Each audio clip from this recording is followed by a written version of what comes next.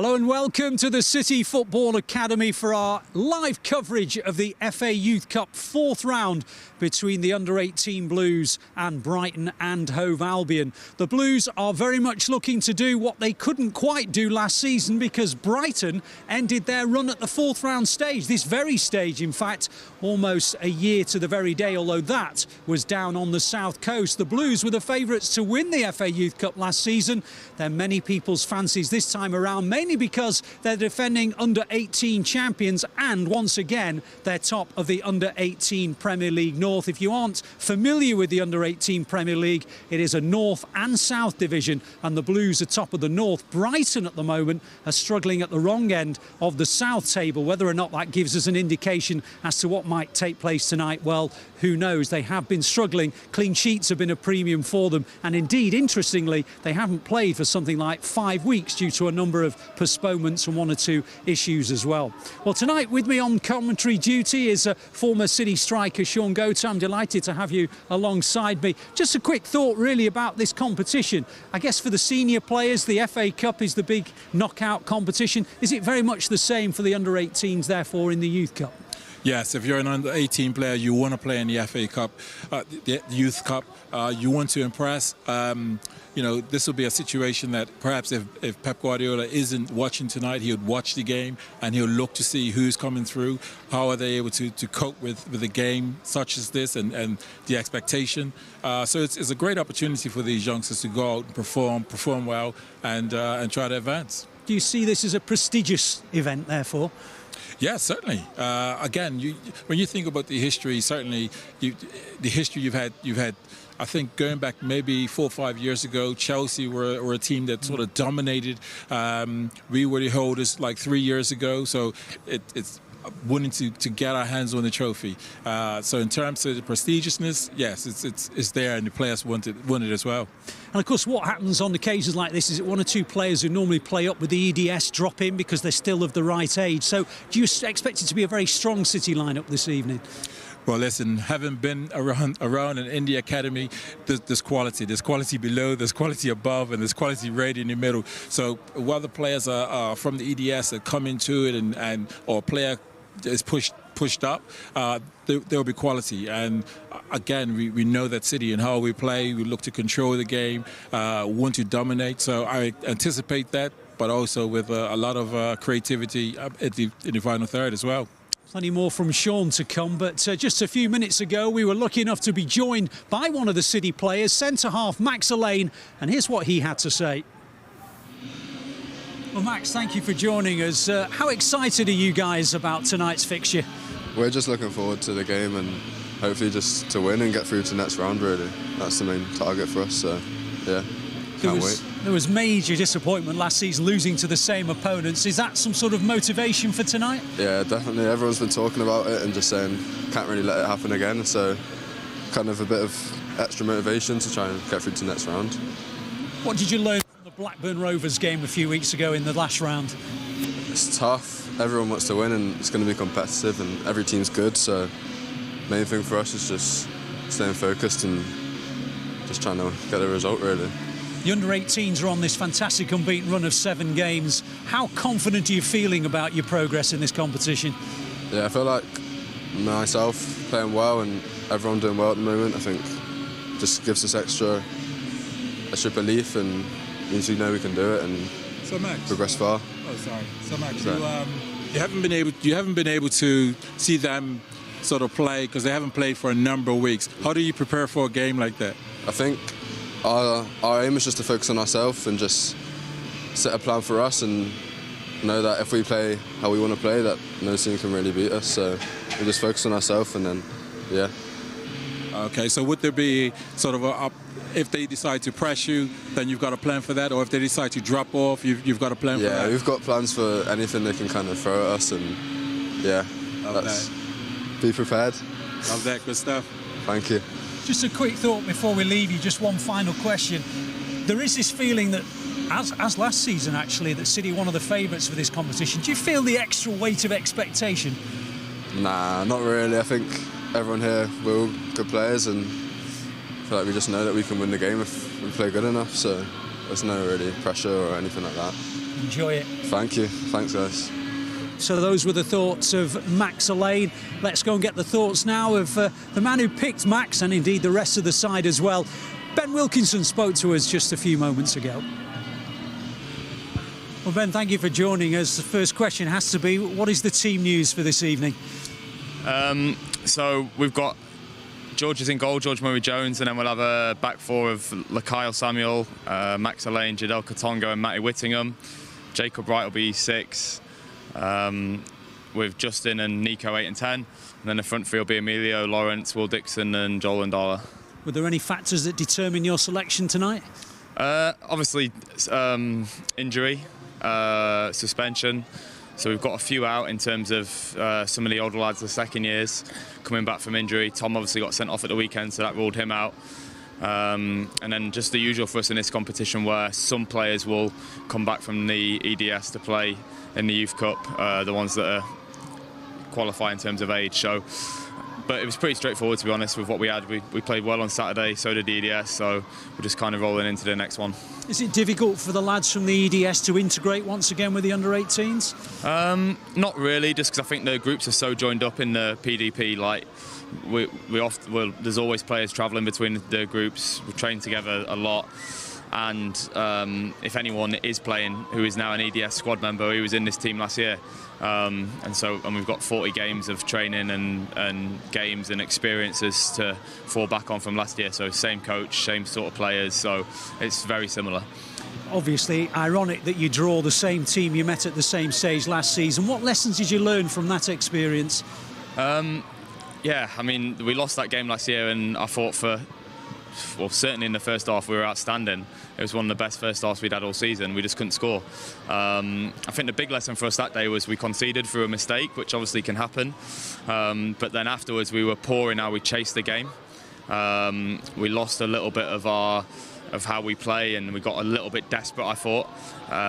So there was a lesson there in terms of what you need to do when you are chasing a game. I thought the performance was really good for 60 minutes. It wasn't great in the last 30. And it was for me, it was a typical cup football defeat where one of the favourites gets beat by a mistake. It's usually a mistake or a set piece or a worldie. And yeah, it was just one of those days for us in the end. What I want to ask you, Ben, was control has always been a huge part of City and how we play. Is that a huge part of tonight's game for you, to control the game, control the ball, control the game? Yeah, I think where we're fortunate with in the academy, and obviously it comes down from the first team, is that, like you say, control's a huge part. But this is what these boys have been doing since they walked through the building. So if you turn up and watch the under-9s on a Sunday or the under-16s on a Saturday, or this team, like I've worked with this team for 3 years now, and the messages they get are very consistent. So we don't really feel like we need to prepare any differently or change the way we play for a game like tonight. So it should come naturally for them. But yeah, of course, we're at our best when we have control of the game, and we control a large part of it and suffocate the opposition from any sort of possession. So for sure, that's something we want to do tonight. Excellent. Sorry.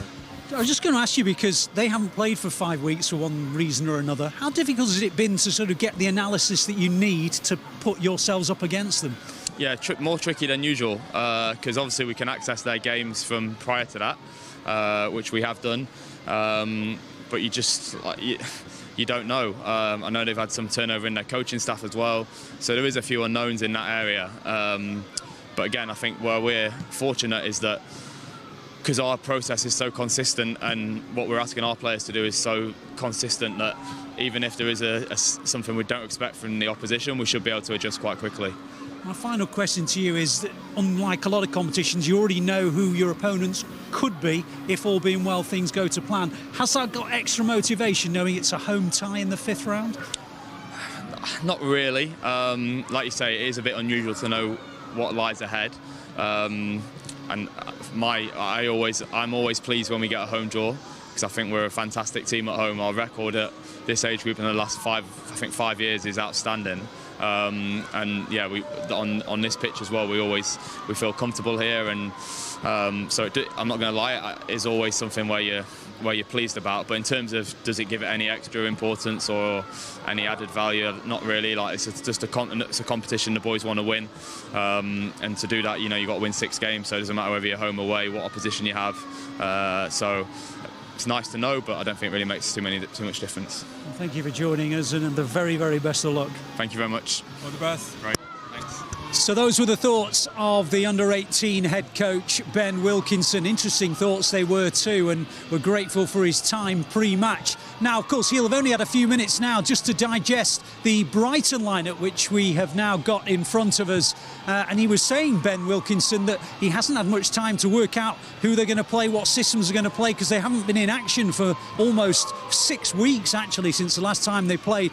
Sean, it's interesting that as we look at the lineup, there's one headline that really grabs our attention straight away. The sight of Luca Barrington in the Brighton team. He was at City for many years, signed by Brighton in the summer. Yeah. You have had that experience when you were a City player playing against Rotherham. What is it like to be up against your former teammates? Well, certainly for him, having come all the way through the Hill programme in terms of, from a youngster all the way through, it's a real strange feeling because it's your family, it's your home, it's all you've known. And now his new home is at Brighton. So it's going to be a unique sort of feeling for him, or a strange one. He'll be willing to perform well. He'll try to be professional in terms of perform well. I would imagine, because of the time he spent at the club, if he was to do well and score a goal, I wouldn't imagine he'll do a great celebration. I imagine he'll be subdued because, again, when you've come through, I think he'll see City as home and family. So, but it's a really strange feeling. It really is when you're going back to play, especially if you come through from a youngster right the way through. Of course, the irony was he stepped up to the under-21s against City's under-21s, the EDS, at the weekend and scored. So he's already had that experience just a few days earlier. Well, yes, and so it is in some good form for himself. But City will certainly have a plan for him and look to snuff him out and the others for that matter. But he'll be looking for it. He'll be excited, but at the same time he'll be a bit sort of nervous because he's playing against essentially like the team that's raised him. Well, in the last round, City were the favourites when they faced Blackburn Rovers. Funny enough, it was probably as cold as it is here tonight, and the Blues ran out 3-0 winners on that occasion. It took a bit of work to actually get over Blackburn Rovers, who actually had a few chances of their own. The first goal came just about 3 or 4 minutes before the half-time whistle. It was a nice sharp finish by Will Dixon. The way he turns and hits this into the back of the net, Sean, I'm sure it's something you admire as a fellow striker. Well, yeah, first I love the little overlap there because that created the situation.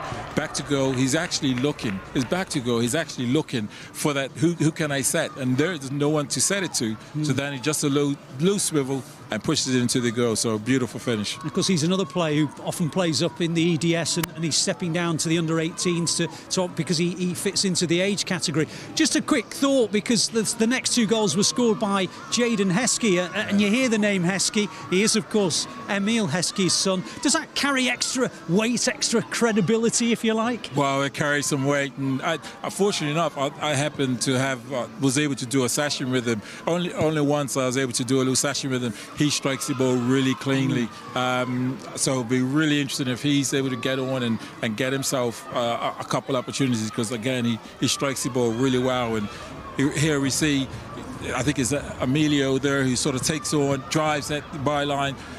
It's fortunate. It's a typical go-to girl, by the way. Hey? A 1-2. He's got goals like me, by the way. Hey? It's no bad thing. It's not a bad thing. At the end of the day, he scored it.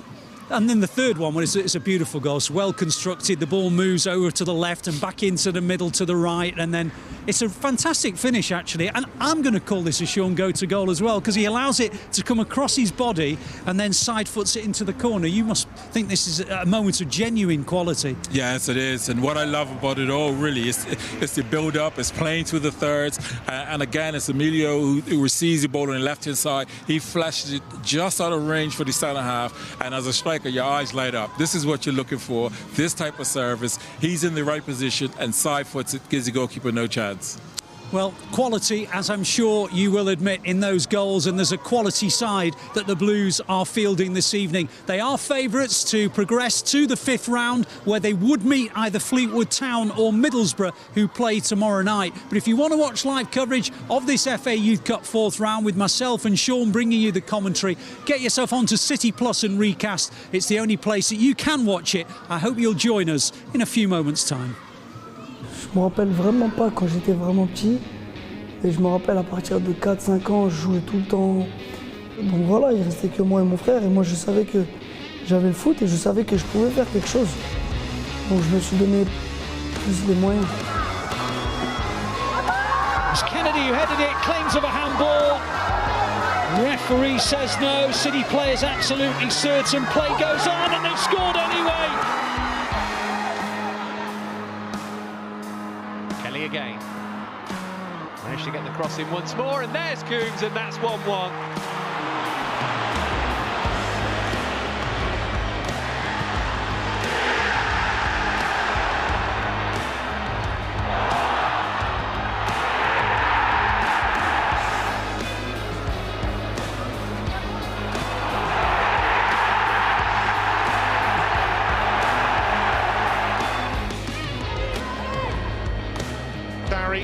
Dzeko! Oh, that's the best of the bunch! He has saved the best till last. Edin Dzeko with a sumptuous goal.